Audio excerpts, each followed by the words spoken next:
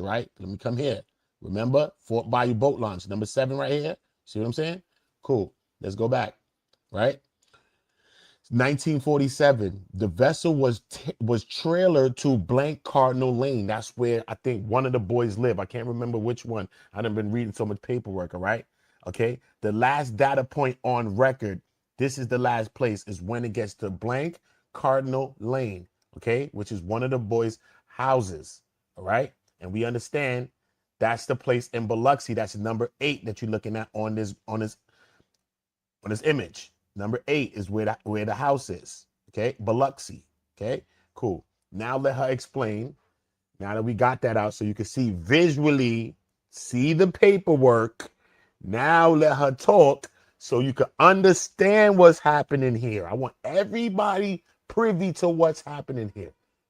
Okay, you're gonna be 10 times smarter after you leave this video. All right, cool. Make sure y'all liking, make sure y'all voting, share the video. Subscribe to Uda on Go, investigating this Nolan Wells case, because this is crazy.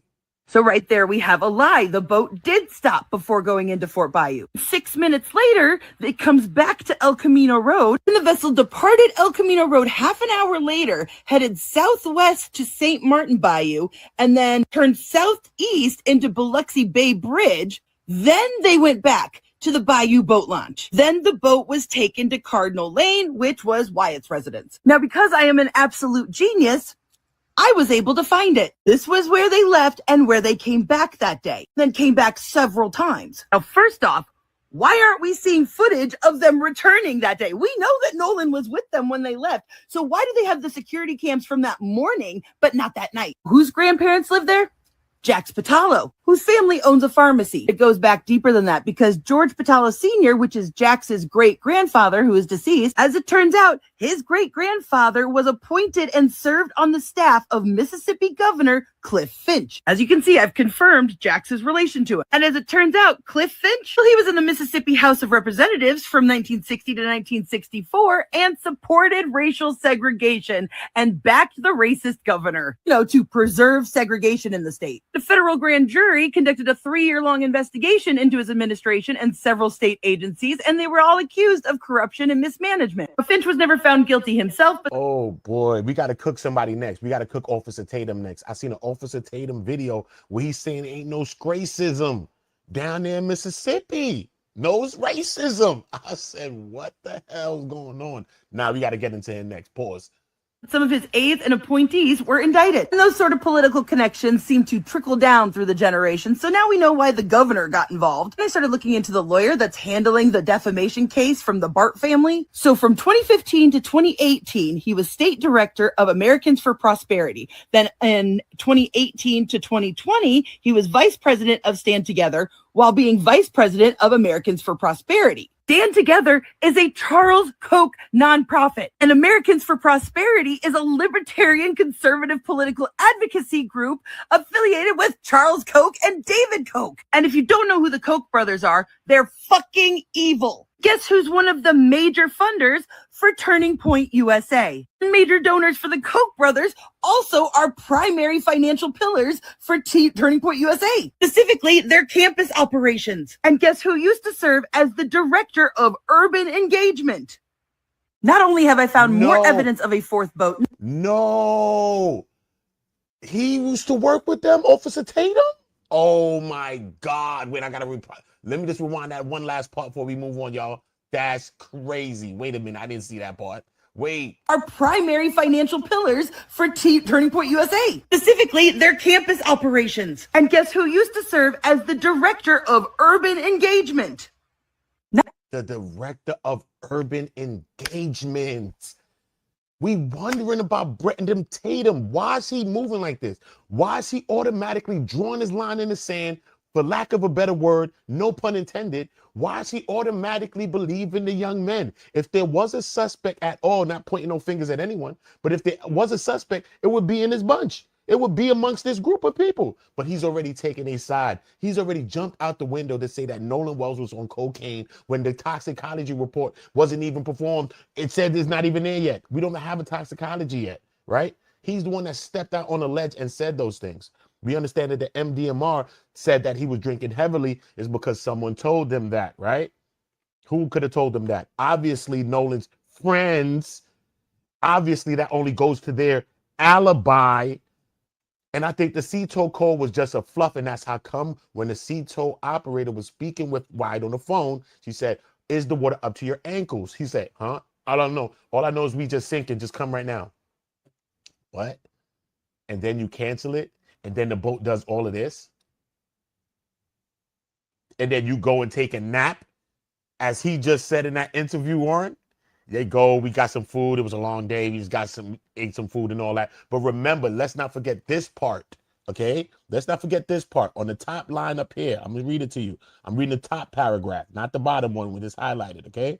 Look, the caller told dispatch her 18th, this is where you're going to find your place, 18-year-old son rode on Horn Island on a vessel with friends, was last seen around 1500 hours. His phone was in a friend's truck, and all the friends said that they had returned to the island based on that information that was provided at the time. Karen asked the dispatch to forward the reporting party, which is Christine Wells, to the Jackson County Sheriff. But listen to me, Nolan's phone was in a friend's truck.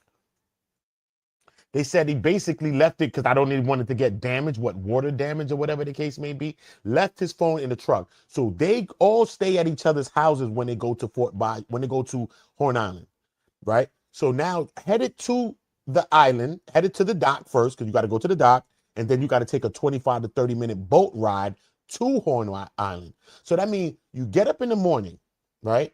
You get inside your friend's truck. Y'all drive to the dock. But yet you leave your phone in his truck and go to the boat and take the 30-minute boat over there.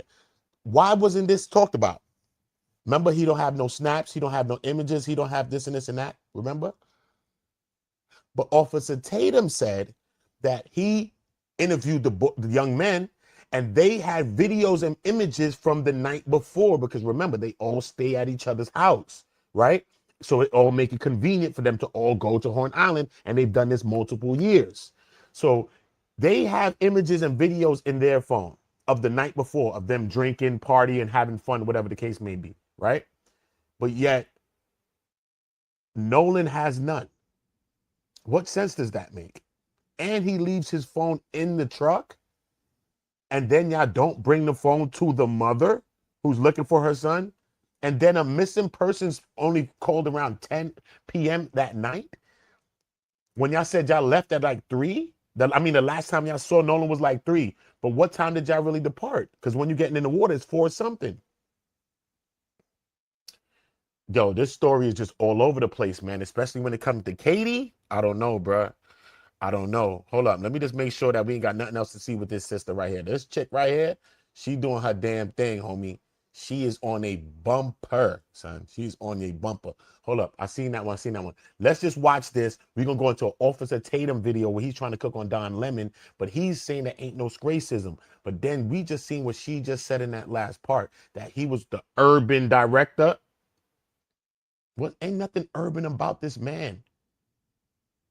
It's nothing urban about Officer Tatum, bro. Nothing at all. Why is he the leader of director of anything urban? Think about this. They're trying to rally black people, bro. Come on, bro. Okay, this is my full Nolan Wells timeline with my supporting evidence. There were 3 boats in their group that day: Palm Beach, the Triton, and the Tideline. By the way, if you like my work, you can support me in my bio, because by the end of this video, I'll be dropping never before seen evidence. Anyway, back to the timeline. Warren said they got there at 10:30, even though the GPS said that they dropped their waypoint at 11:19. He said the Tidecraft, the Palm Beach, and the Triton were all like anchored up next to each other. At 3 o'clock, he gets into a fight with some stranger who didn't like the way that he was talking to his girlfriend, because look at the way he was talking in this interview. I don't blame them. And they had a fist fight. His uncle was like, "We're getting the hell out of here." I remember at one point in time, I look over and I see my uncle, and my uncle's yelling at me to get in the boat. I stopped fighting. As soon as me and him made eye contact, I got an uncle. I got in the boat. Then Warren says that his brother was also involved in the same fight. He'll come up to me and say, "Hey, your brother just got in a fight." And obviously, I have a younger brother, and that's what she was talking about. And I was freaked out. So I walked over to the beach, and I didn't walk over. I ran over. I made a beeline, talked to anybody, put my drink down, and walked over there. And my brother was kind of angry, and there's a lot going on, but someone was getting pulled away. I don't know who it was. And my brother was like, oh, I just got in a fight. And this guy punched me in the face. And I punched him right back. Then went to the ground. My brother put him in an armbar. And Nolan involved in any of this? absolutely not. When I was over there, there was a bunch of younger guys like my brother's age. And So the brother got into a fight. Someone tried to punch him. He punched him back. It's a lot going on in this whole situation, bro. They getting into fights, all of that.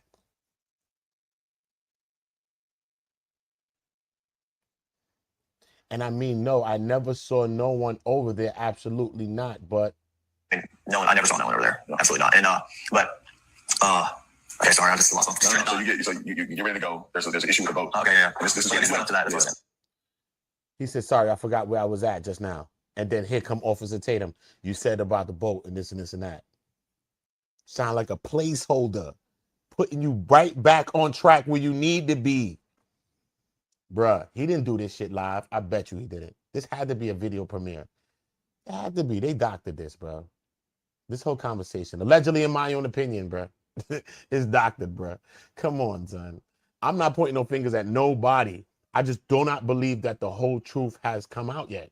I still just don't believe this. I don't care about them 1,000 black people that's on Facebook talking about who Katie. We know her mom and and I don't care, bro. I don't care. This Katie crib, this Katie in her house, all black people. I get it, bro. I'm not racist at all. I get it, bro.